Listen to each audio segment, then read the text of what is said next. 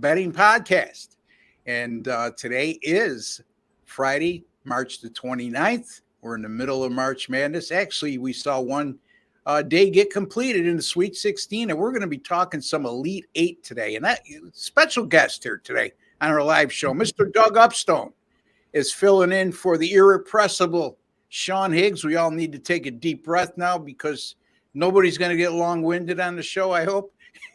And we'll all be able to get some words in edgewise without Sean, but Sean will be sorely missed because he is a very valuable asset to our show. But in any event, Jesse, how are you, my man? Ross, it's a wonderful life. And in the film with that title, George Bailey's daughter said, every time a bell rings, an angel gets its wings.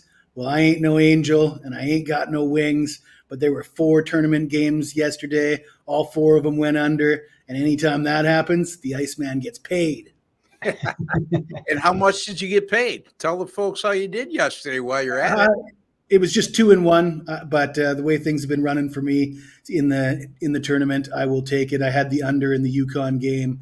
I got off to a shaky start with Major League Baseball because the Houston Astros up 4-0 in the 6th inning got blew a lead and that went sour. So settle for a 2-1 day. That's what you get for going against my beloved Yankees. Anyway, Doug, how are you, man? I'm doing well, Ross. And yes, yesterday in college basketball, I took the first half with Connecticut and Clemson, so that worked out well.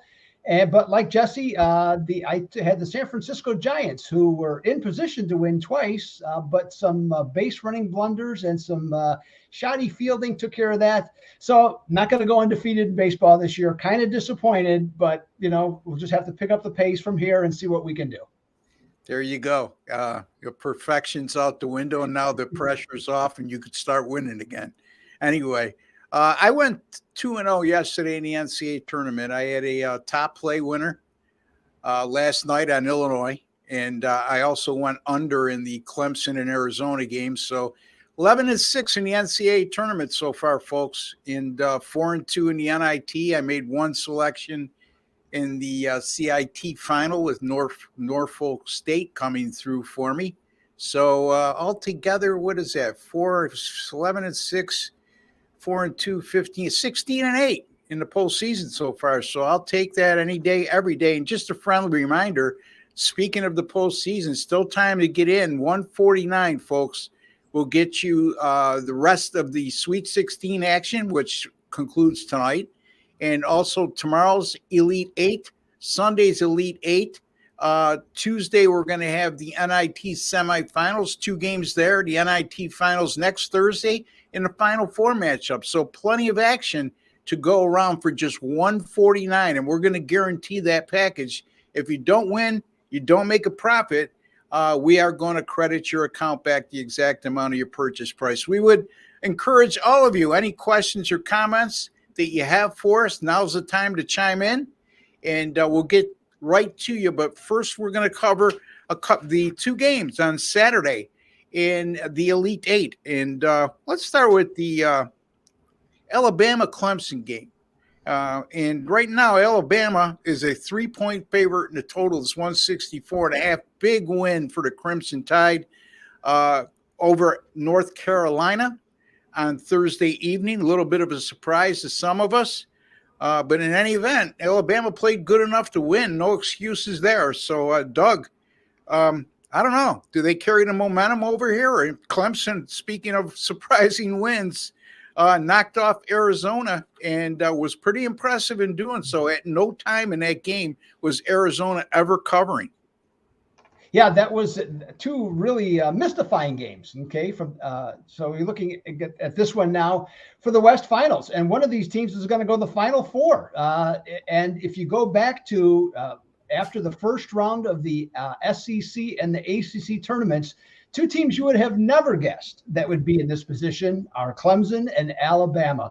The Clemson lost 2 of their last 3 games before the tournament, and then was beat by 20, and one of them included, by the way, Notre Dame, and they lost by 21 to Boston College. Alabama was 2-4 and 1-5 down the stretch, losing to Florida in their lone SEC contest. Yet here we are, okay, and 2 teams brimming with confidence. Clemson has had the tougher path to this point, just to get to arrive here, I should say, beating New Mexico, Baylor, and Arizona all as underdogs. And what I like about this team right now is their offense is in a really nice flow, both inside shooting and outside shooting, and their defense has been absolutely suffocating. Opposing teams in the tournament are shooting just a hair over 35%.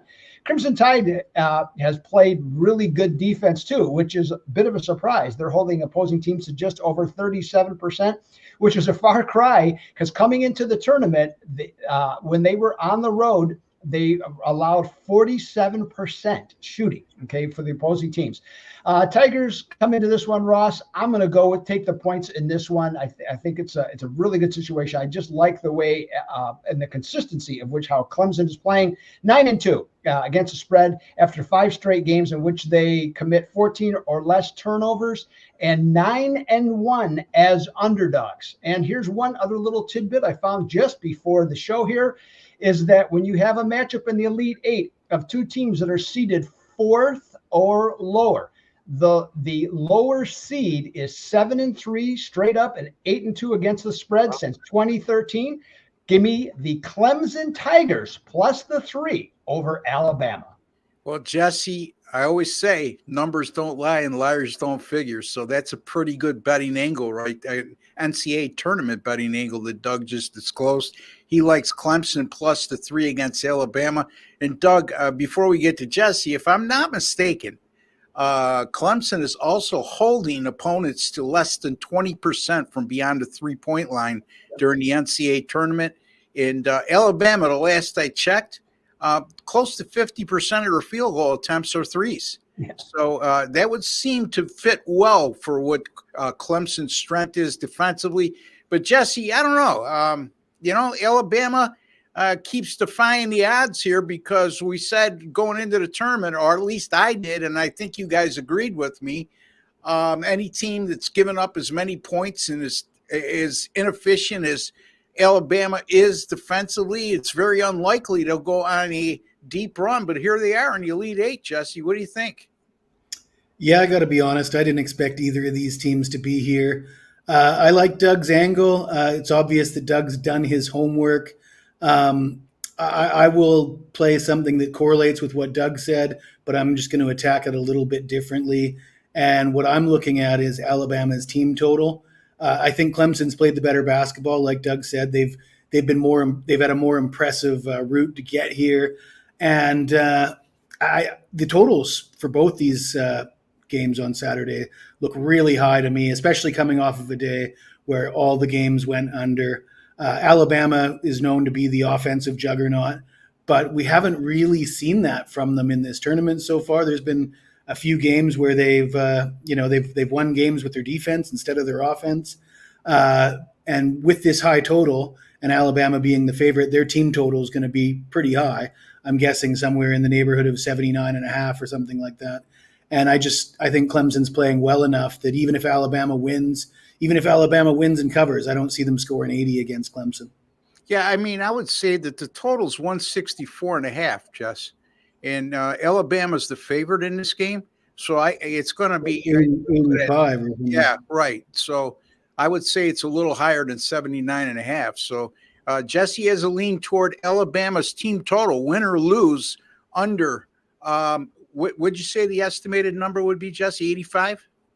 Let's see. If it's 164.5 and they're a 2.5 3-point favorite, let's go 83.5 or 84. Under 83.5 or 84. Good enough. And I agree with both of these gentlemen. They're going to get no retort from me on their selection. So great job, guys. Speaking of great jobs, I'm going to give you an opportunity to continue to do a great job, Jesse. Coming off a winning day, the unders are starting to cash in the NCAA tournament like you expected them to. It just took a little while to come to fruition. But what do you got here on this game between UConn and Illinois?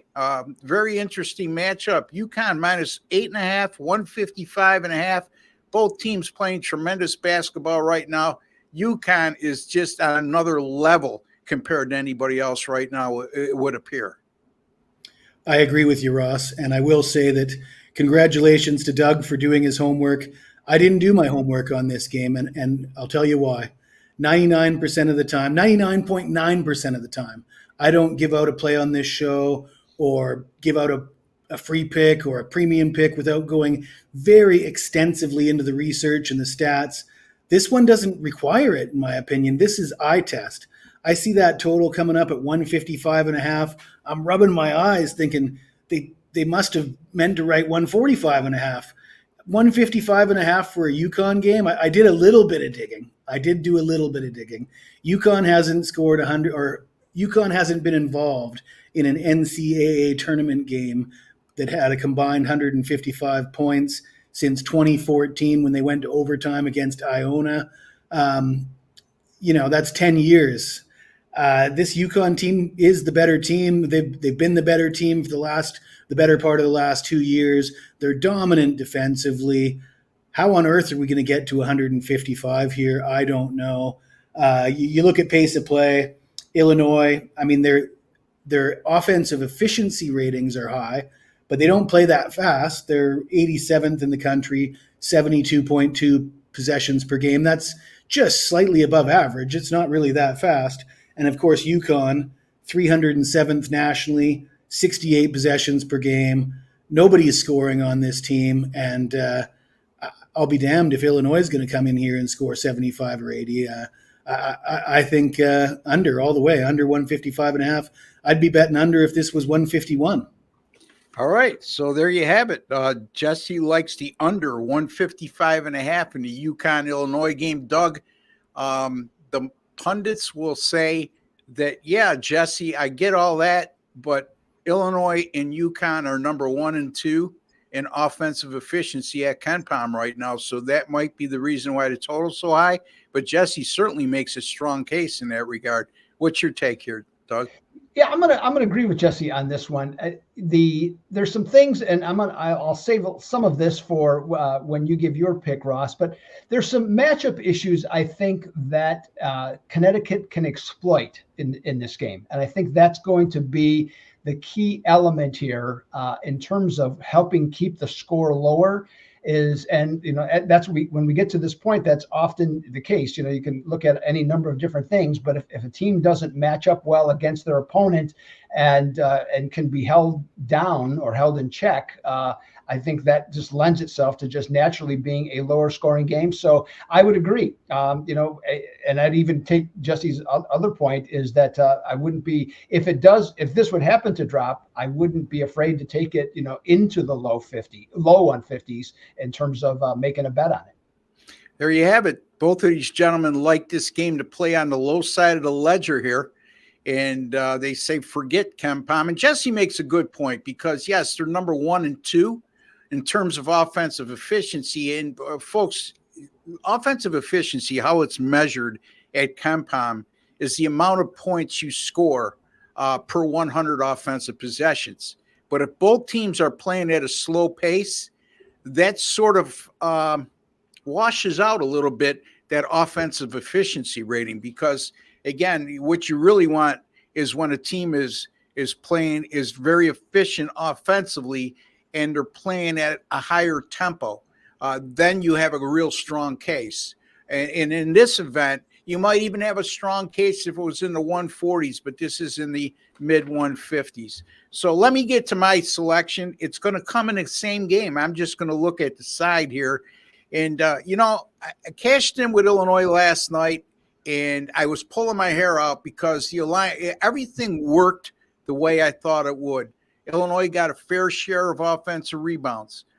Illinois was able to speed the tempo up a little bit, but Illinois got to the free throw line a plethora of times like I thought they would against in that contest. But lo and behold, they couldn't hit the free throws last night. Go figure.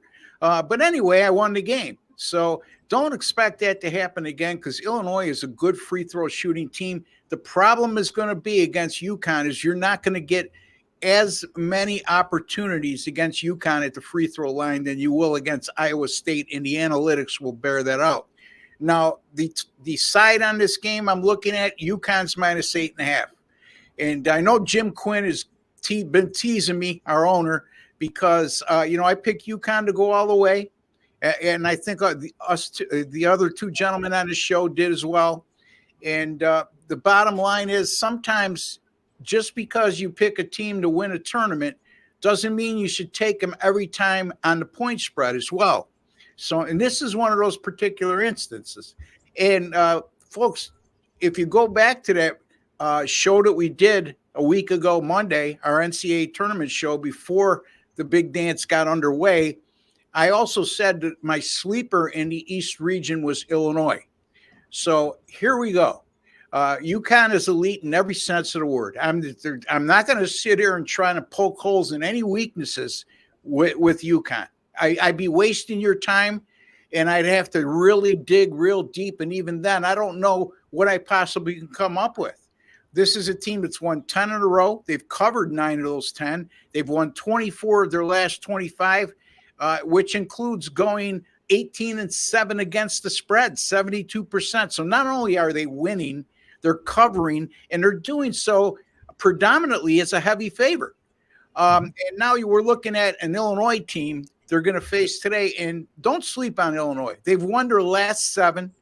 They proved their wares last night, knocking off Iowa State, who is the number 2 seed in the region, and a lot of people's pick to get to the final game.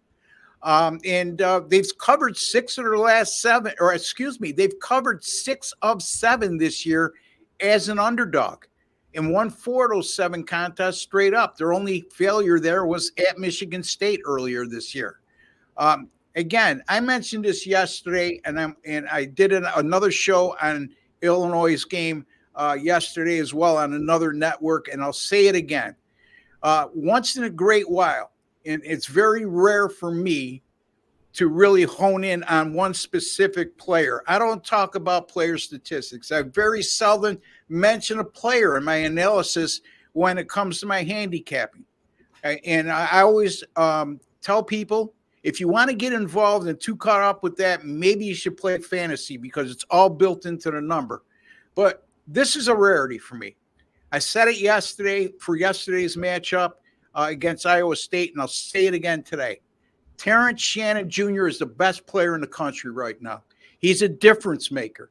He averaged 23 points per game. But here's the thing. During this 7-game win streak, 6 of those games have been in the postseason. He's really elevated his level to another step. The guy is averaging 30.4 points per game during this 7-game win streak.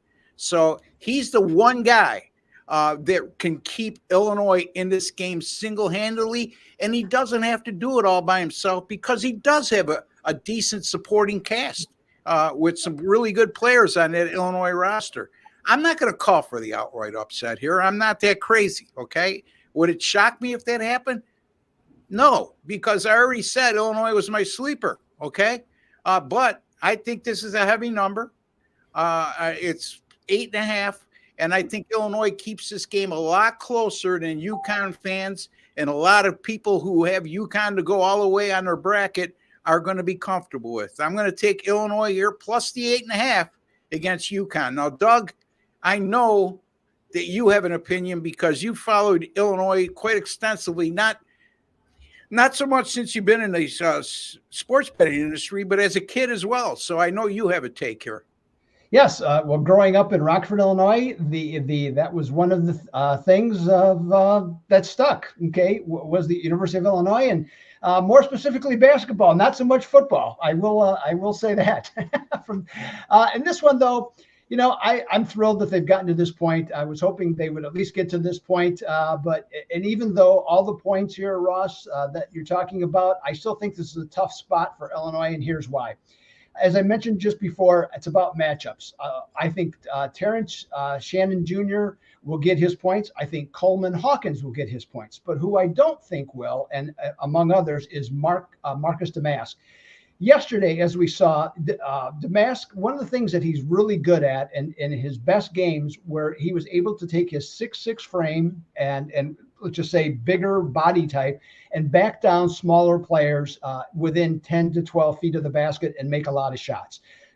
yesterday against Iowa State, they did something a little bit different. They didn't necessarily have the size, but whenever he got within 10 to 12 feet of the basket, they sent another guy to double team him. On the game, Damask was 2 for 11 on shooting. And also the other thing that occurred, when he saw the double team coming, especially in the second half, he started passing the ball more, got a little panicky. So to me, unless Ty Rodgers, Quincy Guerrier, or Dane Danger have big games, I think there's just too much skill and belief on the side of Connecticut. This is a team that seems to be hell-bent on wanting to repeat. And I got one other thing to throw at you, Ross. Now, this could work in your favor, but Elite Eight games, the outright winner since 2006 is 61-5-2 against the spread. So with that in mind, I'm going to stick with Connecticut on this one to win and cover the spread in this game. And so once again, Ross and I will be on the opposite side of the same game. That's okay. How many of those 61 games had a point spread of, say, 5 or less? I have no idea. I would have to. I would again. It's a great angle, no doubt about it. But the first thing, here's what I would look at, Doug. And I'm not saying that that's not a great angle and great homework done by yourself. That's the furthest thing from the truth. When I would come up with an angle like that, sometimes it could be misleading because maybe 55 of those 61 covers came as a favor with favorites of 5.5 or less. So that's something you have to be careful of if you get an angle such as this one. I would venture to say when it's 61-5-2 ATS, it doesn't matter what the point spread is. That's a hell of an angle. And I would say probably it's still going to be a high percentage, even if you go 6 or more on the line. So, Jesse, I know you're probably going to disagree with me too, but that's okay. You might be surprised, Ross. I think you make solid points, and I'm not in a hurry to lay 8.5 betting against a team the quality of Illinois. But Doug made some strong points as well. And at the end of the day, UConn's won its 3 tournament games. They're by an average margin of almost 30 points per game. Like you said, they've won 10 in a row. They've been the best team in the country for the better part of the last 2 years. I'm just not in a hurry to step in front of this monster right now, no matter how many points you're giving me. So I'd be more inclined to look at an alternative way to somehow get my money on UConn, perhaps a double result bet. And, let's talk about the double result bet because it's something that I use in playoff games in the NBA and in tournament games in the NCAA tournament, but it's something I usually stay away from in the regular season. And I think a lot of people look at it as if it's like a parlay, right? You're parlaying the first half money line with the full game money line. And parlays are known to be a sucker's bet. And often you often see games in the regular season in the NBA, one team's up by 20 at halftime, they end up losing the game outright and all this stuff. In the NCAA tournament, when you have one team that's better than the other, usually I find that the one team takes advantage of that immediately and throughout the game. And quite often the team is leading from the get-go and continues to lead, whether they cover or not. And I think that you're less likely to lose a double result bet by them coming out flat in the first half in an Elite Eight game, for example. So if my hypothesis and Doug's hypothesis is correct that Illinois just doesn't match up well and UConn just is the better team, a double result bet at a price 150 or less would be more attractive to me than getting 8.5 points with Illinois. Would a double result bet be 150 or less in this, since the point spread is 8.5? And what are they on the money line for the game right now? Again, I'm not crazy about this one, Jesse. You've had a couple double results that you've suggested, and it's been more in line with teams that are laying 3.5 to 6 or something of that nature. I mean, when you start getting into minus 8.5, I could say, well, if you're going to do the money line on both the first and the second half, why wouldn't you do either or both? Because it makes no sense to me. I'm just not a proponent of that, because the bottom line is if Illinois is going to cover the first half on the money line. I guess I see what you're saying, because they could be up by 7 and then only win the game by 4. I guess I see what you're saying. I'm just not crazy about that. You and Sean with these crazy exotic bets, man, oh man. I guess I'm stuck in 2 centuries ago. Doug, what's your thoughts? Well, I guess you're just not a fan of Steve Fezzik, then, is what you're saying, then, Ross, because he's a fan. Steve is a fan. Steve Fezzik is a fan of Steve Fezzik. I can tell you that. Well, yeah. But yeah, so you're not on board to take a minus 4,200 favorite like Connecticut probably was on the money line. You're not willing to do that. No, but again, between you and Jesse, you stretch the money line a hell of a lot more than I do. So yeah. So I mean, I'm not saying that as a criticism. Yeah.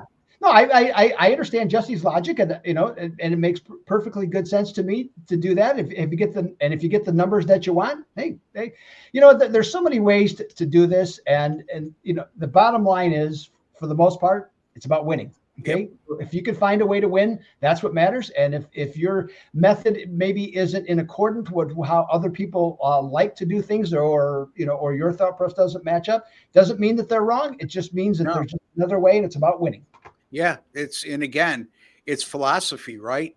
Right. And we all would not be on your screen right now if our philosophies were faulty over the long run. So anyway, Jesse, I'll give you a chance. I mean, again, it was not meant. It's more of a personal philosophy for me, more than me disagreeing with you. Yeah, I mean, like I said, I think it's probably best to stay away from these type of bets most of the time. But when you get into these high profile games where you're going to get 100% effort and 100% focus from the tip off, right? Right. And in that case, when you think one team's the better team, but like, for example, I'm not going to be shocked if Illinois loses by 6 or 7 and they hit a late bucket to get a backdoor cover. I will be shocked if Illinois wins the game outright, to be honest. Just because I think most will be if that occurs. Yeah. Go ahead. I'm just saying that I think the high probability play is UConn on the double result. They're up by 1 at halftime. That's good enough. They win the game by 4. I mean, they win the game by 4, 5, 6, 7, 20. Doesn't matter. Yeah. I would just be curious to know what you're laying on that, only because I looked it up at Bet365. It is higher than 150. It's 180, and that is a little too high, perhaps. But that goes to what I was saying. At 150, I like the bet. At 180, maybe not so much. Yeah. So there you have it. A lot of interesting thoughts there. And Doug, before we get to the questions and comments, I know that you used to coach AAU basketball, and I played on the high school level for 2 years. As I recall, when you get a double team thrown at you, your first tendency should be to look to dish the ball off because somebody's open. You had mentioned that he was panicky when he got a double team. Secondly, what I noticed with him, and I'm not saying what you alluded to is entirely wrong, because it's not. But I also noticed that he was a scapegoat on more than, I would say, 3 to 4 occasions when Illinois got stuck at the end of the shot clock and the ball was in his hands, which I think attributed to a lot of his 2 for 11 day. But again, it's all good points, but just your thoughts in there. Yeah, yes. Obviously, the idea is to look for that player to find the open man. If you can do that. I'm just going by, and to your earlier point, I've watched him. You watched him a lot. I probably watched Illinois play 15 times. So this is not a small sample size, is what? No. And in terms of this isn't the first time he's gotten double teamed, but sure. with how Iowa State plays defense, and I'm going to say to a maybe not quite as physical, but with how then Connecticut plays defense, I mean, they come up quick. And so in the second half, I just noticed that Damask was just, in terms of when he'd see the guy coming, it was almost like he was looking for him. And not that he shouldn't be, but he was almost looking for him. And Yeah. so with that, he just took that backwards dribble then and tried to do something, but he just didn't look comfortable in the situation. His body language to me suggested it was not what he wanted to do. To your other point, and I won't disagree with some of the shot clock stuff, but at the end of the game, he was also holding on to the ball, in my opinion, way too long and taking the shot clock down, as opposed to, try and get something going at maybe 14 seconds or even 15 seconds.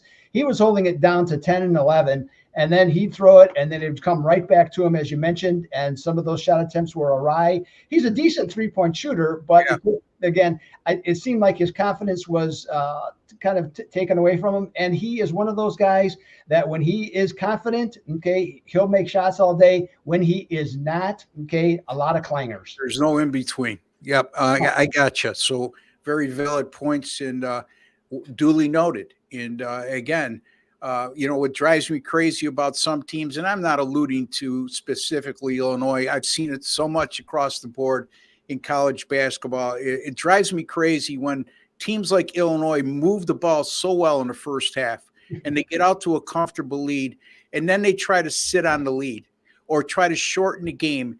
And like Doug said, holding the point guard, holding on to the ball and nobody moving until the 10-second mark on the shot clock, and then trying to squeeze everything into a 10-second period to try to get a quality shot. Jeez, I love that, Ross. I just love that. Well, you love it if you're an under player, absolutely, right? So I got it. I loved it last night when Clemson was doing that, that's for sure, because I had the game under. But in any event, folks, just a friendly reminder, I got a 3-pack of NCAA tournament picks up tonight, right now, at gamblersworld.net, $60. And it's guaranteed. If you don't win, you don't make a profit, we'll credit your account back the exact amount of your purchase price. Also, if you're going to pay $60, why wouldn't you pay another $89 and get the entire NCAA tournament from me and also the NIT games next week?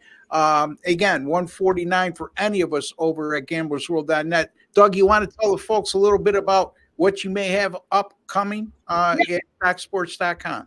Yes. In fact, well, the biggest thing I got going tonight, speaking of Friday, is the 6-unit NBA play. I've hit my last 2 6-unit plays at Docs. So looking to deliver yet again. And this upcoming weekend, we got a big schedule in the NHL on Saturday. And guess what? I hit a 5-unit best bet with Carolina on the puck line, 4-0 win over Detroit. So that takes that to 22-8 on best bets. So got a lot of good stuff there. We got Major League Baseball coming up. And I know, Ross, you're excited for week 1 of the UFL starting on Saturday. I know gimmick football, baby. You got to love it. Doug's a gimmick football champion. Yeah. Games you can bet on. So Ross, have you seen the kickoff changes and the tackle rules in the NFL? You can start calling that gimmick football now. Yeah, well, I get that though on the kickoff changes because that's the analytics show that's where the most serious injuries happen, and guys are too big, too strong, and too fast these days. So I get that a little bit, but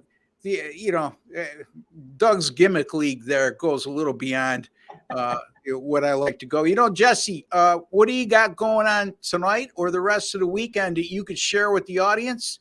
And boy, oh boy, you got a guy on this show to give you a run for your money, even though he's American. He's living in a guy living in Arizona should be better than you, who grew up in Western Canada in the NHL. Anyway, go ahead. Well, I'm doing pretty well with NHL. I know you are. So you'll be hard pressed to be doing better than me, but I haven't looked into it. That might be true. I doubt it though. But anyways, CFL as well. I know, Doug, you like your CFL as well, right? Absolutely. Yep. Yes, an international man of mystery, Doug is. Tonight I got NBA. I've got a Sweet 16 matchup, and I do have Major League Baseball. And we're looking to get some revenge in baseball, and we're looking to stay hot with NBA and college hoops. Yeah, so there you have it. Jesse Schule, he's one of the finest handicappers in the country, along with Doug Upstone over at DocSports.com. Docs is fortunate to have them. We would have him on GamblesWorld.net, but Docs requires all their handicappers to be exclusive, and they're lucky to have him. But he's our favorite handicapper over at DocSports.com. He puts a lot of time into this channel with us on our shows. So support him as well at DocSports.com, and support me and Jesse over at GamblersWorld.net. You know, the one thing I love doing is what I just did, because these two guys here, amongst everybody that we have on the show, have the most competitive juices. It's similar to me. So if you get something going, like I told Jesse, you should be a Western Canadian should be much better in the NHL than some guy living in the desert. Yeah, it gets their competitive juices going. So there you have it, folks.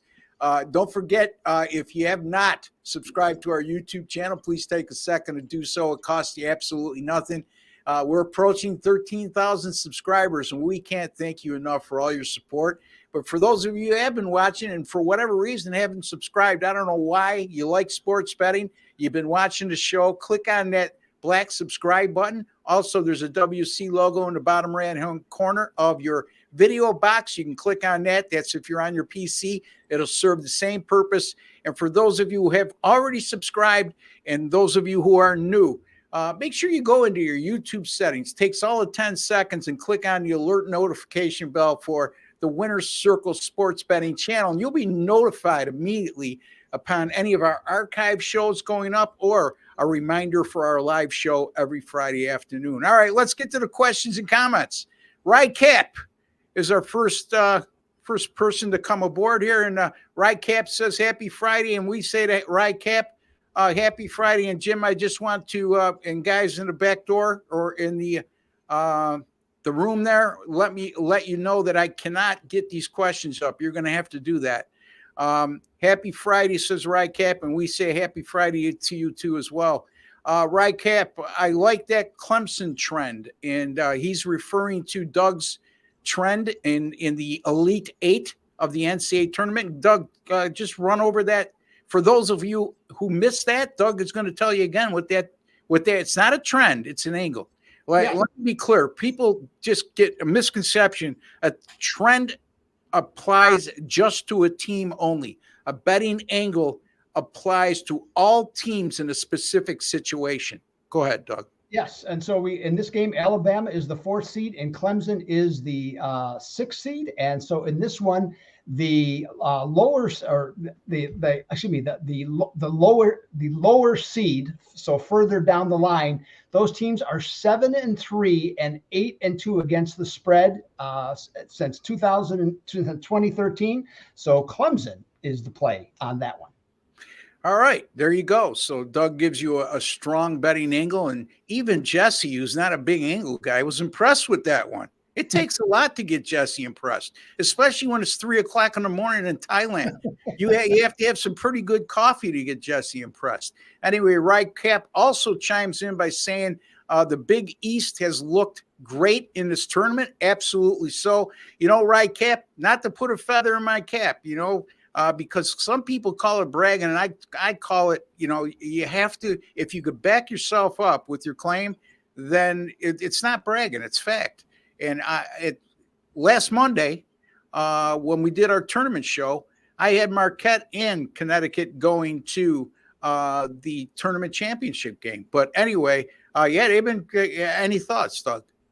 Yeah, the Connecticut, as we talked about before, the Big East, it is top heavy, and you got some really bad teams, and you got some mediocre teams in there. Could somebody else have gotten in there? Yeah, I mean, Virginia's the one that everybody has talked about, and rightfully so. I mean, but there was probably 3 or 4 teams that could have taken that spot, and you could argue one way or the other. But the fact of the matter is, the Big East has done very well. It is top heavy, and it's very similar, quite honestly, to the ACC. I mean, the ACC the last several years has done really well. Now, North Carolina did get knocked out. But same thing. I mean, there's 3-4 teams that are really good, and the rest of the league is kind of mediocre. Yeah, I agree, Doug. It's a good assessment. That's and we've had a lot of people chime in with Mountain West backers, and I've been a proponent of the Mountain West Conference all year. That they got 6 teams in, but a lot of crying from Mountain West fans saying that their teams got underseeded. And that very well may be true, but if you're good enough, you're going to win.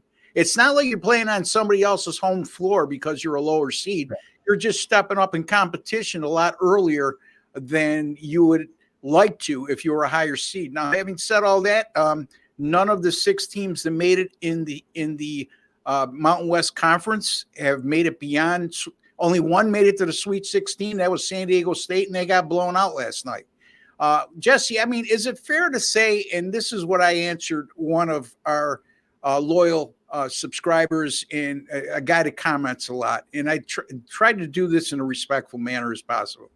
I would say that they deserve 6 teams in the tournament a hell of a lot more than the Big East deserve 4.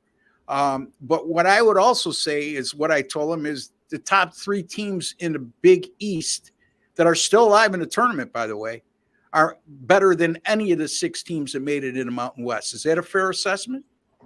I don't see how anybody could argue with that, Ross. And you remember we talked a couple weeks ago about Baylor, and I had said that I expect them to get upset by a Mountain West team in the tournament. Unfortunately, they didn't get to play a Mountain West team in the tournament, and none of the Mountain West teams seemed to be. I guess San Diego State was a big underdog against UConn, but they didn't have much of a shot there. But the rest of them seemed to be overvalued. I mean, I was high on the Mountain West coming into the tournament. I was looking forward to getting one of those teams in a good spot to take them, getting 6 or 7 points against a Big Ten team, for example, or something like that. It just didn't seem to pan out, and they're all gone before you get an opportunity to bet on any of them. And thankfully, I didn't take any of them, and I didn't have a great start to the tournament, but it wasn't because I was betting on Mountain West teams. There you go. And, you would have had that second round matchup you desired with New Mexico against Baylor, if not for the fact that New Mexico just laid a complete egg and got blasted by Clemson. And we know how good Clemson is playing right now. That's a great thing about the tournament. Doug, every year there seems to be 1 or 2 teams that sort of finish the season lackluster, and we're always looking for those teams that are peaking at the right time. But there's always that 1 or 2, Clemson being namely one of them. Alabama, you could make a case as the other, of teams that were wishy-washy going down the stretch. Play one good game, lose another game against a team you should beat. Alabama giving up a ton of points. Clemson struggling to score at times and losing games against teams that didn't even make the tournament. And then all of a sudden now they catch fire at the right time. Yeah, it's just you know what? I'm not a proponent of that. I'm going to be 100% honest. When these teams do this, it's like, where have you been? Okay, yeah. And I mean, congratulations for them that they figured it out, and they figured it out literally at the perfect time. I'm just not a fan of those types of teams. I'll go back to, I forget the exact year. The St. Louis Cardinals won the World Series when they won 83 games. Okay, with Tony La Russa as manager. I hated that team. I hated it with a passion. It's just, I'm just not a fan of that. I respect more of the teams that are quality throughout the course of a season, that have shown it. I have no problem if some team gets hot at the end of the season, like an NC State. You know what? They proved not only that they could win 5 in a row, which nobody would have ever guessed in the ACC tournament, but they've won a couple more games since. Okay, so they have proven their worth. These both Clemson and Alabama, in my world. Okay, you know what? Congratulations, they've gotten this far. Doesn't mean I have to like them from that standpoint. So I'm just gonna I'm gonna let that sit there. So you took the lesser of the 2 evils with your free pick, I take it. You got that right, my friend. All right, let's get to the next question. Good afternoon, gentlemen. My only college basketball best bet tonight is North Carolina State plus 6.5. This is a team that wasn't going to make the tournament, won 5 games in 5 days, and had been impressive in the first 2 rounds. I'm not crazy about that pick, Lauren. It's again, a lot of people are on the North Carolina State bandwagon right now. Marquette, you got to realize that team got to we just lauded the top 3 teams in the Big East. Marquette got to the Big East final where they lost to UConn in their conference tournament. They did so without their star point guard, Tyler Kolek. Kolek is back. And Kolek has, I think, averaged 19 and a half points and 11 assists per game in the first two NCAA tournament games. He makes a world of difference. He's not the sole reason why they elevate their game, but let's put it this way, Jesse. They're a hell of a lot better team with Tyler Kolek than without him. Agreed, Ross. And I was tasked with giving out a pick on this matchup on Wednesday's show. And I did take NC State plus the points. I did so reluctantly. As Doug said, I don't like these teams that get hot. That I want to look at their overall body of work. And when you see them have a ton of bad games throughout the regular season, and all of a sudden everything changes, it's hard to really have too much faith in them. But when I did dig into it, it just seemed like they're getting a fair amount of points. They've been playing well. As good as Marquette is, and I think Marquette is the better team, they're not great free throw shooting. They're not really great 3-point shooting. They're not great rebounding. Yeah, they're not great rebounding. A huge disadvantage in rebounding was the one thing that I uncovered. Yeah. So, it's hard to want to step in front of this NC State team that's on a roll and lay a bunch of points doing it. Even though I like I'm hoping Marquette advances. I'd rather watch Marquette play basketball. But the fact of the matter is, I'm a little bit scared to step in front of NC State right now. Yeah. So, Doug, again, a team that won 5 games in 5 days in the ACC tournament. They wouldn't have made the NCAA tournament without that run. And even if they would have lost in the ACC final, likelihood is they wouldn't have not have made the tournament. I want to remind people, this team was 17-14 before they got into the ACC tournament and the NCAA tournament. So it's not like they were knocking the drawers off people. But anyway, your take, Doug. Yeah, well, I'm just curious. The coach for NC State, Keats, there was something I did not know, and they talked about it in one of the games. I don't know if it was the first one or the second tournament game. Is that he's superstitious, as many of us are, about certain things, and so he is wearing the same shoes and he's wearing the same underwear. Okay, that he has won in each and every game, and so. His wife has a portable washing machine, okay, to be able to do that. And I thought, I didn't know there was such a thing, okay, that would be a small portable washing machine. So I thought that's interesting. And looking at this game is that one of the things to NC State's favor, and a big part of the reason that they've done so well is they haven't turned the ball over much. And so that's been a big help for them. And Marquette does depend on, generating turnovers, getting in transition. And NC State has done a good job in terms of preventing that. So I can make the case for NC State with the points, but I'd probably look at the first half here and take Marquette to come out a little bit faster here and take them at -4 on the first half line. Yeah, and it's a good point because Marquette jumped out on Colorado in their last game, up 11 at the half, and then held on for a 4-point victory. I covered that game barely, getting 3.5 in that game. I was laying. So all good points, guys, and I know a lot of players that are superstitious and wear the same clothes, and figuratively and reality-wise, they stink. Anyway, our next question. Too bad ISU couldn't have taken advantage of the free throw struggles. We could have pounded UConn. You could have pounded UConn -10. Good point. The bottom line is when a team struggles at the free throw line, at the end of the day, that game should not have been as close as it was. Illinois clearly was a better team in that matchup. I know that's going to tick off a lot of you Cyclone fans that have been chiming in, and I mean it as no disrespect. But Illinois tried to blow that game, is how I could say, by their struggles. Terrence Shannon Jr., 87% he was in his prior 6 games on an average of double-digit free throw attempts per game.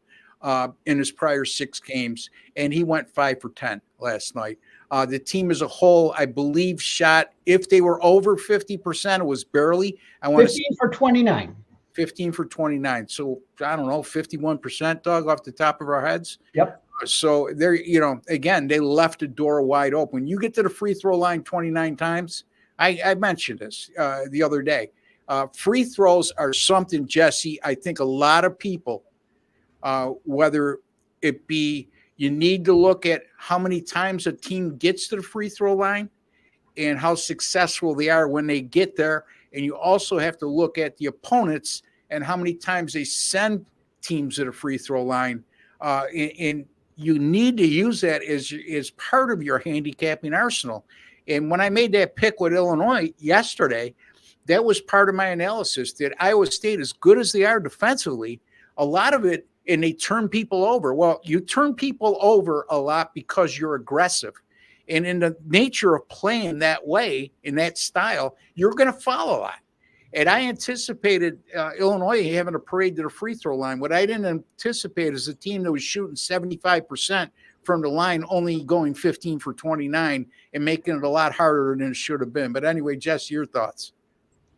Illinois is going to be in trouble if they don't make their free throws against UConn. That's about all I have to say about that. Yeah, and they're not going to get to the free throw line 29 times against UConn. I can almost assure you that, because UConn is great defensively, but unlike Iowa State, they don't live and die with the turnovers to try to create offense. They got plenty of offensive firepower without having to use that as part of their arsenal. As a result, they don't play quite as aggressive, and they don't send opponents to the free throw line quite as often. Rycap says, I like wire-to-wire wager for UConn. I think you have a lot of people that would agree with you on that, Rycap. Thank you for chiming in again. I'm not one of them, but that's okay. I think Jesse, for one, I think would agree with you 100% based on his opinions. And Doug, you want to chime in on anything? Yeah, I mean, I think UConn is the play. Do I think that Illinois can keep it close? Okay, for certainly for a while. Yeah, I do. I think that, as you mentioned, Terrence Shannon, just on his will alone can be the difference. But what you have to be afraid of if you're going to take Illinois is those UConn runs. Okay, yeah. And boy, when they come, those 8-0, 10-2, 13-3 runs, when they do that, they seemingly create that separation, and then once they get it, they don't give it back. It's scary that they beat San Diego State, a very good team, a team that they played in the tournament final last year. They beat them by 30. And I didn't think Klingon had a great game. I thought he was very average and very under par last night. And I think this kid's an NBA player right now. So that's even scarier. All right, we need another question here, guys, in the back room. Alabama to the Final Four. I think that Tennessee can make it to go Big Orange. Yeah, well, I like, they're both favorites in their games. So in the Elite Eight. So I guess. Showing your SEC bias, though. Yeah, I guess we dealt a lot with that during football season, right, Jesse? But not so much during basketball. But hey, it's not like that's an off-the-wall comment or prediction. It's realistic in every sense of the word, with both of those teams being favored. But Jesse, you want to comment on that? Yeah, look at Tennessee, though. 2.5, 3-point favorite. The SEC champions. I don't have their record right in front of me, but they didn't lose too many games. They were one of the best teams in the country all year. And it just seems like the bookmakers, the bettors, everybody's sort of, Rick Barnes always fails at this. This is where Rick Barnes is going to fail again. And it seems like the line is influenced by that. There's a lack of belief in this Tennessee team. I know they're playing a pretty decent Creighton team, but I still feel like this is a team that went 3 for 25 from beyond the arc, shot 33% from the field, and still beat Texas. I think they're going to be better than that against Creighton.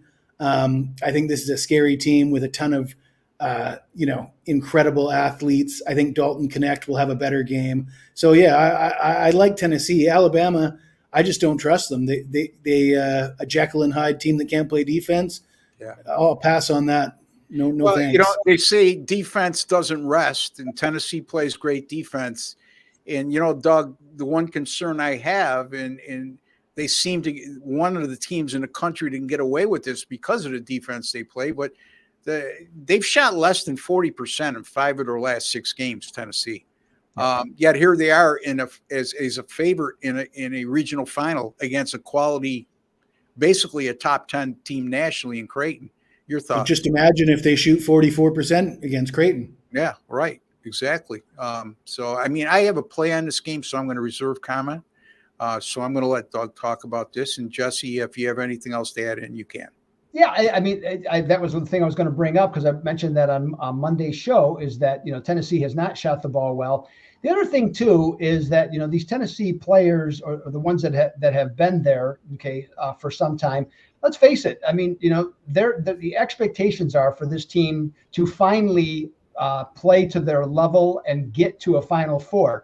So if things don't go their way, now they survived Texas, but if things don't go their way, I just wonder, if all of a sudden, it's like the old, the analogy would be, it's hard to make a 3-point shot with one hand around your neck. Okay. And so from that standpoint, I don't know. I kind of like Creighton here, certainly with the points. And if Creighton won the game outright, I cannot say I'd be surprised. I just, Rick Barnes, to Jesse's point, it's almost cliche anymore. Listen, let me interject. I want to tell you right now, Rick Barnes is definitely Doug's favorite coach of all time in college basketball. Go ahead, Doug. Without a doubt, he is a proven moneymaker to bet against him. So you're right. He is among my favorite coaches of all time. You're right. Yeah. So Doug has not been a proponent of Rick Barnes and never has been. But anyway, Clemson going to slow Bama down. That is the only way to beat a team like that, to run and gun. I disagree. Alabama, I think Clemson's totally capable. Would they prefer to play a slower style? Absolutely. But I saw at times last night when they have the opportunity to play in transition, they were very efficient. And you look at Alabama this year, guys, and there's not been a lot of games, if very few, if that, where teams are successful in slowing the pace of the game down. They're very good at what they do in that regard. And it's almost like a big puncher in boxing. That guy is going to be willing to take 2 or 3 shots to deliver one because he feels like that one blow could more than overcompensate for the 3 he just received. But they've lost plenty of high-scoring games this year as well, Doug. Yeah, they have. And then the other thing, too, is that Clemson beat Alabama in Tuscaloosa earlier this year. So that's another thing. So it's not they know. And that was a high-scoring game, really, if I recall correctly. Yeah, I don't remember the score of the game. I just know that happened. Clemson.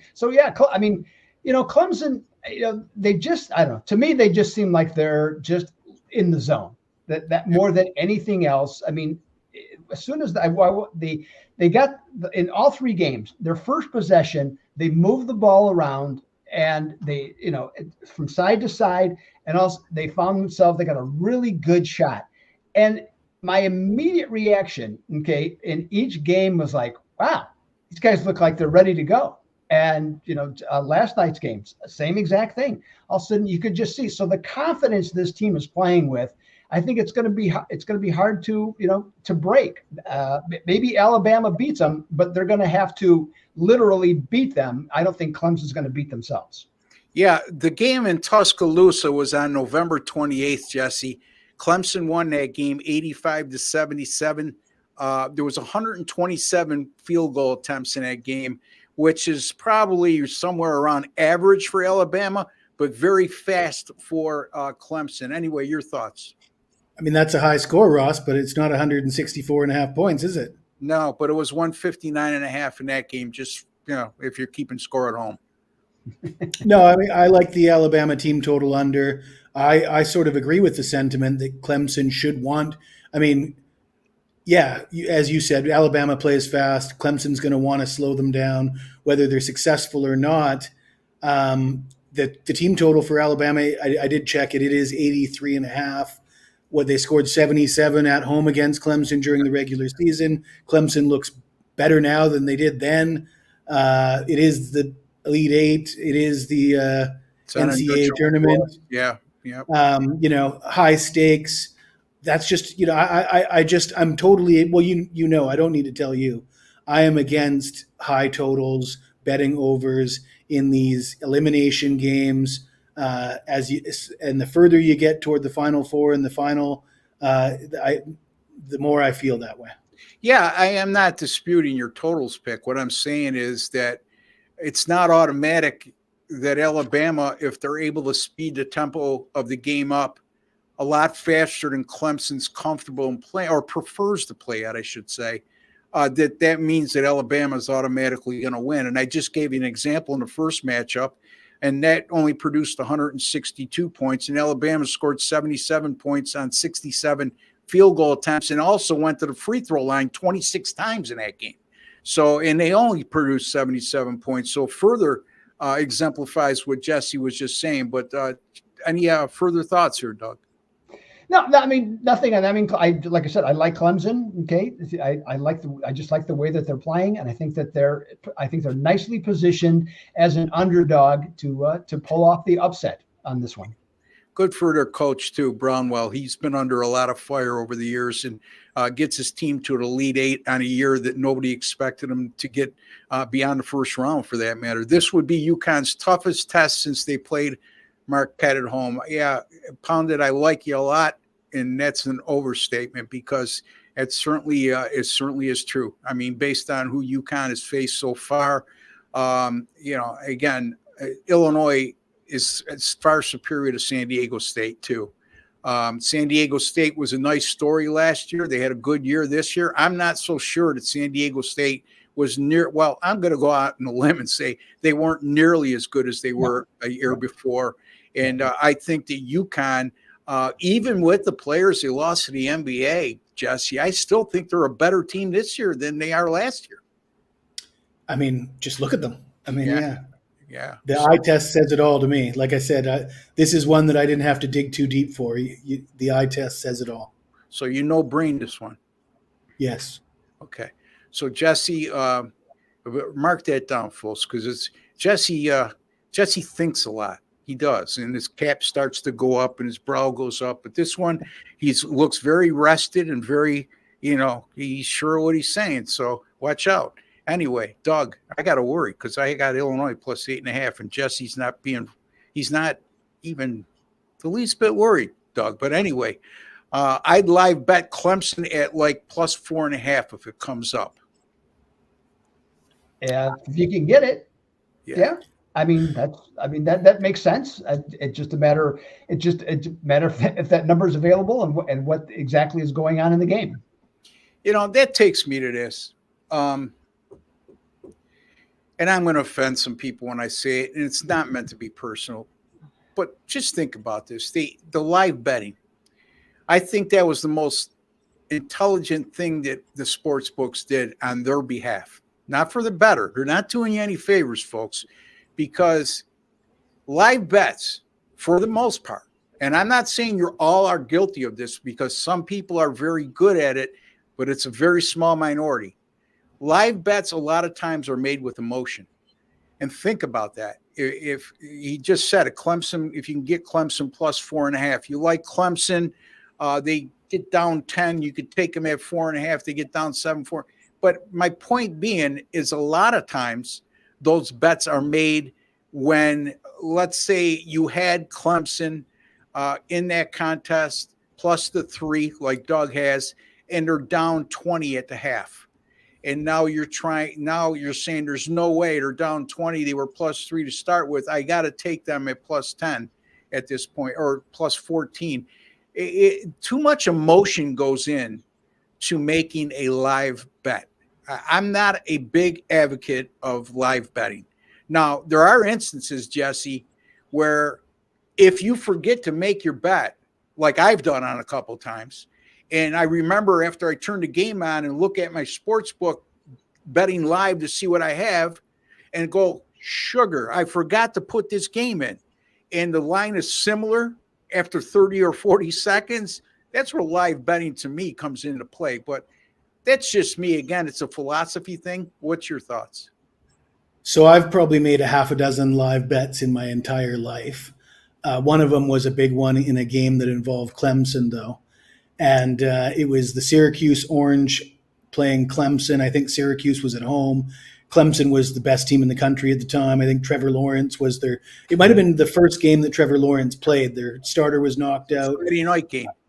And so like I said, I've made like 6 live bets in my life. I usually have the screen up on Bet365 and I look at the market, but I don't play unless I see something that I just can't pass up.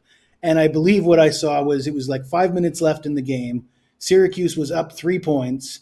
Clemson had the ball, and everybody was so sure that, Clemson's going to come back and beat their pants off them in the last 5 minutes. But Syracuse's defense was dominating that game. I got Syracuse leading by 3 points as a huge, like plus 350 or something, 5 minutes to go in the game. Because the reason I got that is because everybody was focused on, they wanted a good price on Clemson. They were sure Clemson's easy. Clemson's got the ball. They're going to march down the field. They score a touchdown. Game's going to be over. And I think that's where the value is bettors know that you want to bet on the team that's losing when you're live betting and try and get good value on the team that's losing. But sometimes so many of them are waiting for that the price on the team that's winning gets too good to pass up. I guess I think the most important thing about live betting as philosophy that people should know is you should have to watch the odds screen.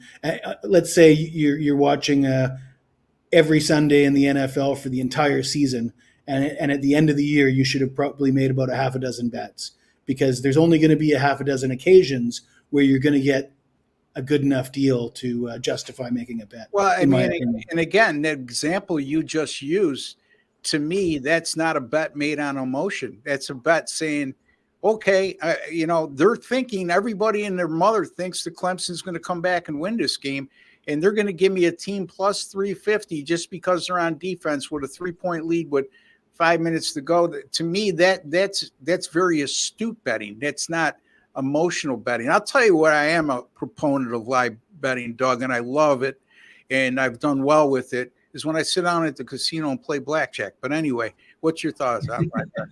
Yeah, I mean, in terms of live betting, it is an acquired skill. Okay, maybe some people innately have the ability to do it, but for the most part, most gamblers and whatever the sport, they just don't. It is just something that you have to spend the time to just like with any other thing with betting, spend the time to be able to figure out what's going to work best for you. You have to set your own basic parameters as to where you're going to look for very specific things.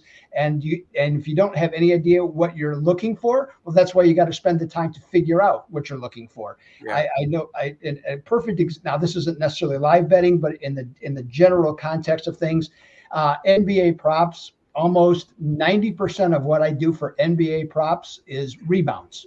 And that's what I go through, player rebounds. And I have just focused on that to where I know exactly then each and every day that I look, exactly what I'm looking for. I know who the top rebounders are. I know I know the situations. I can go through, I can find the numbers on those specific teams. And that's the same thing with live betting, is that, you have to put in the homework. If you want to be successful, you have to put in the homework, as opposed to just saying, you know what, I'm just going to blindly live bet. And the other thing that comes about, and what Jesse's talking about, he was able to pick up at, I think he said plus 350. Some people, if they're a little slow on the trigger, okay, they start to put that in, all of a sudden they're thinking 350, they place the bet, and now it's 275. Okay, instead. So they lost a lot of value on that through live betting. So that's another thing that, can work against you. So again, put the time in to learn how to do it properly, and that'll be a much better and advantageous way for you to do it.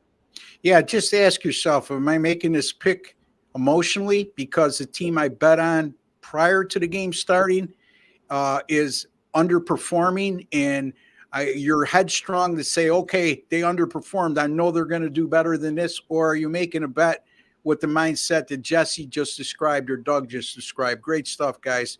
General Patton's nephew, Richard Patton, comes aboard. Hey, Richard, how are you, my man? Go with the over on the Creighton and Tennessee game. Tennessee covers and wins. Go Vols. I don't know the total. We already voiced our opinions. Well, you guys voiced your opinions on the side.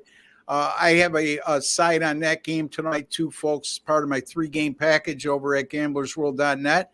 But Doug, you want to chime in on Richard Patton's comment? I don't even recall what the total is. I didn't really look at that, so I don't know what the number is. To that end, if I didn't have a strong opinion on it, I'm probably not going to right now, to be perfectly honest. I would tend to think that that could go over, because Tennessee, even though they're defensive minded, they will, and they have played in enough different high scoring games. And Creighton's, is going to push the ball. So yeah, okay, I can see that. I can see that argument. Jesse, this total opened with Creighton, Tennessee. Their total opened at 142.5. It's now 145.5 across the board. Over bettors lost some value, right? According to the way you think. Yeah, well, I like the under here. I mean, you got a Tennessee team that shoots 3 of 25 from beyond the arc, 33% from the field, and Doug used the analogy, or who used the analogy, you can't shoot a 3 with a hand around your neck analogy. Everybody's talking about Rick Barnes and his failure, and I expect that team to be so tight and so, under huge pressure, but they are dominant defensively. They don't play particularly fast. Let's face it, Creighton, they were about to lose 63-62 in regulation against Oregon if Dante didn't miss that free throw shot. Yeah. So, again, we're talking NCAA tournament. We're talking an elimination game. I know Creighton, high scoring team in the regular season. I'm not so sure that they can score a boatload of points against a Tennessee team that's hanging on for dear life, fighting for some self-respect and get that coach finally into the Final Four or the Elite Eight. Yeah, I like the under. Yeah, I think if you like Tennessee, you like the under because you're banking on them playing good defense. Because when your team has shot less than 40% in 5 of their last 6 games, that's like saying they're due to have a good game shooting. And you know what I always say about due? I use the analogy of you're trying to catch an inside straight on a river cart. Is it possible? Yes. Is it probable? No. So, that would be my thoughts as far as I want to go with that game. I think Doug has a great point. Late in the tournament playoff scenarios, it's common to see the favorite cover the spread or the dog to win outright. Well, yeah, rarely does a dog cover. Yeah, a lot of that thought process is the cream rises to the top as the tournament moves on, and we see upsets in the first and second round, and all of a sudden it's you see a lot of these double-digit seeds that advance, and then all of a sudden reality sets in, and they're no longer getting a team or taking a team by surprise. They're no longer getting a team that's looking ahead. That kind of scenario. So I agree with that wholeheartedly. All right, we got time for some more questions. And we got about 10 more minutes, folks, to wrap things up. So get in while you can. I'm feeling Gonzaga straight up, no chaser. I just think too many people right now are talking about Gonzaga and not giving Purdue enough credit, but that's just me. I don't have a – go ahead, Jesse. I got a total on this game, but if you put the gun to my head, I would probably lean toward Purdue minus the points, but – what's your thoughts, Jesse? I mean, I had to lean toward Purdue at the opening line, but everybody's betting Purdue. The line's been bet up. Yeah. The total is sky high, and everybody's looking at what Purdue did in their last game. I don't have the percentages in front of me, but they shot the lights out. They scored a school record, 106 points. That was in Indianapolis. It was almost a home game for them. The crowd was cheering them on. Now they're going to Detroit. It looks to me like people are betting based on last week's results. And if you bet the NFL, you should never do that, bet on last week's results. I'm not saying Purdue's going to lose, but I don't think it's going to be as easy for them. Against Utah State got into foul trouble early. I think Gonzaga is going to have a better game plan. I think it'll be tougher for them to score. So I would lean toward under, but I like under in every game. So what can I say? Every game went under yesterday, though. Jesse, I was like a C average type of guy in geography. But I would go out on a limb and say I'm right with this statement that geographically, West Lafayette, Indiana is a lot closer to Detroit than Spokane, Washington is. And I would still say that we're going to see a pro-Purdue crowd there, and especially with Purdue traveling. No offense, buddy. I know you get a little confused because you went from Western Canada, you're in Thailand. Next minute, I know you're in Vietnam. Then you're in, Yeah, I mean, Detroit might be closer to Indianapolis, but it's not actually Indianapolis. You know what I mean? Buddy, let me tell you something. Purdue travels very well, and you're talking about an adjoining state. That will be a pro-Purdue crowd. Trust me when I tell you. So you may be right on everything else you just said, but I think that I have to respectfully disagree with you on that portion. Anyway, just allow me that. I don't disagree with you very often. Once in a while, I'll say, hey, yeah, you know what, Ross, you got a point. You and Sean with that other saying, I poop in one hand and hope in the other. What kind of freaking saying is that? Anyway, Doug, go ahead. Gee, I guess I had to start watching these shows more often then to get that kind of great advice. Listen, Jesse has a man crush on Sean. He's had a man crush on him since we started doing the show. So, there's a good thing. If Sean said horseshoe, Jesse would think it's hysterically funny. Anyway. Yeah, well, Sean got into trouble talking about conspiracy theories and the powers that be suspended him for a week, and that's why Doug's on the show today, because Sean's suspended for talking about the moon landing. Yeah, he's going to start doing shows in his closet because he's not paranoid. They're just all after him. Anyway, go ahead, Doug. Well, that's encouraging to know. So that's well thought out. Purdue here, I think Purdue can cover the spread, but I think it'll be like a lot of their games. It won't be easy, and it's just going to come down to if they make their free throws at the end. Gonzaga does not have a great deal of quickness, and so that helps Purdue. And so, I can, not that I love Purdue or anything like that. I just, in fact, that was one team. If there was a yes or no, Purdue win the national championship before the tournament, I unequivocally would have bet no. I just don't think they're that good. I think they're at a level right now where they can get to an Elite Eight, but beyond that, I don't think so. But if Gonzaga covered, I can't say it'd be a surprise. Gonzaga has gotten dramatically better. That's a big plus for them, and they've shown how good they can be under Mark Few again. Yep. But I just think I think we got enough going here with Purdue that they can just squeak by a point or two and cover the spread. Question for you, Doug. Yes. So Tennessee and Rick Barnes, it sounds like you're holding it against him, his past failures, and it looks like the odds makers and the public are also holding it against him. Rick Barnes has had past failures at the tournament, and Tennessee's coming off a game where they struggled offensively. Purdue, they've had their problems as well, but they're coming off a game where they scored 106 points. It feels to me like we're giving Purdue a pass based on what they did last week. Any comments on that? I don't know. I mean, I guess I don't think I'm just actually in this instance, I'm just kind of more looking at the matchup. I talk about Rick Barnes, but the fact of the matter is, and this has been brought up several times, Tennessee offensively is not playing well.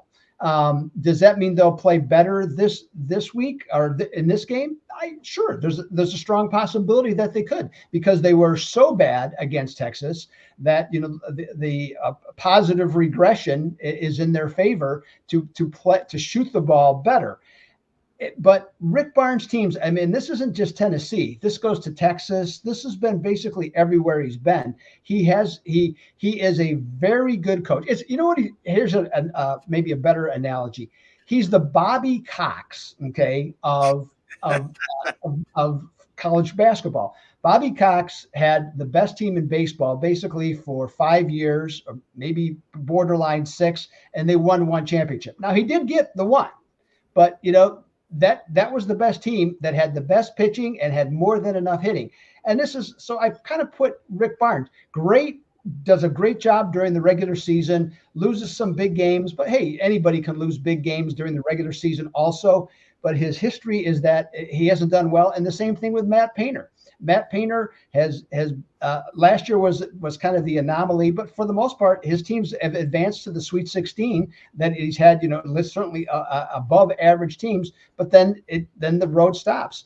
And not every coach has the ability to take his team or to coach at a level that is a championship level. They have the ability to just reach a particular level based on how they put together their game plans, how they're able to communicate with their players, and to have them execute properly.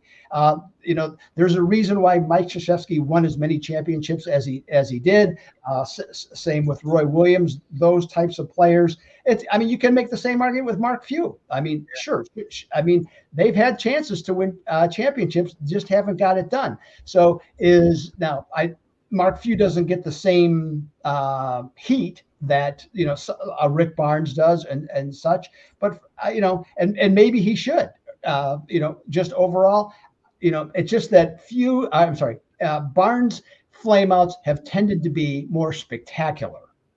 Yeah. That's the thing. So when they've lost certain games, they've gotten drilled. And so I think that's probably where it's come to, where it's like, here we go again mentality with him. Yeah, and the other part of the equation is Barnes has been at two power conference schools where few might get a pass because, okay, they played in the WCC and now they're stepping up a class. But, the opposite side of that spectrum is they always play a tough non-conference schedule. And if you look at Gonzaga, you take away their 3 games against St. Mary's, they're on a hell of a win streak right now.